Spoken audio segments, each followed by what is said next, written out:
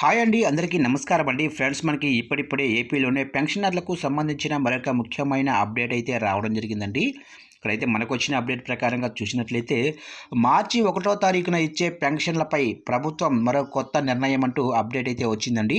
అయితే ఇందుకు సంబంధించిన పూర్తి వివరాలైతే మన వీడియోలో తెలుసుకుందామండి.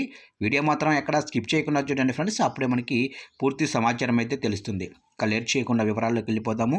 ఇక ఏపీలో కూటమి ప్రభుత్వం అధికారంలోకి వచ్చాక పెన్షన్ల ఏరువేతపై ఫోకస్ పెట్టింది. రాష్ట్రంలో ఇప్పటికే ప్రతి నెల పెన్షన్ లబ్ధిదారుల సంఖ్య తగ్గుతోందన్న విమర్శలు వస్తున్నాయి. మరోవైపు గత ప్రభుత్వంలో అనర్హులకు ఇచ్చిన పెన్షన్లను తనిఖీ చేసి తొలగిస్తున్నట్లు చెబుతోంది. అయినా విమర్శలు మాత్రం ఆగటం లేదు. తాజాగా దివ్యాంగుల పెన్షన్లపై జరుగుతున్న తనిఖీలు కలకలం రేపుతున్నాయి. ఈ నేపథ్యంలో మంత్రి కొండపల్లి శ్రీనివాసు ఇవాళ దీనిపై స్పష్టత ఇచ్చారు. రాష్ట్రంలో దివ్యాంగుల పెన్షన్ల వెరిఫికేషన్ ఎంతో పారదర్శకంగా జరుగుతోందని మంత్రి కొండపల్లి శ్రీనివాస్ తెలిపారు.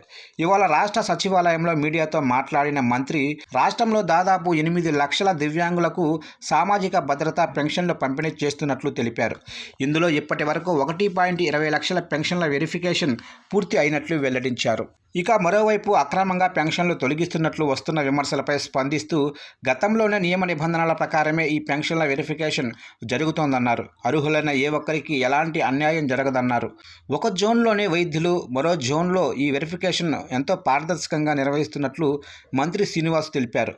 ఎంఎస్ఎంఈల సర్వే కూడా ముమ్మరంగా సాగుతోందన్నారు.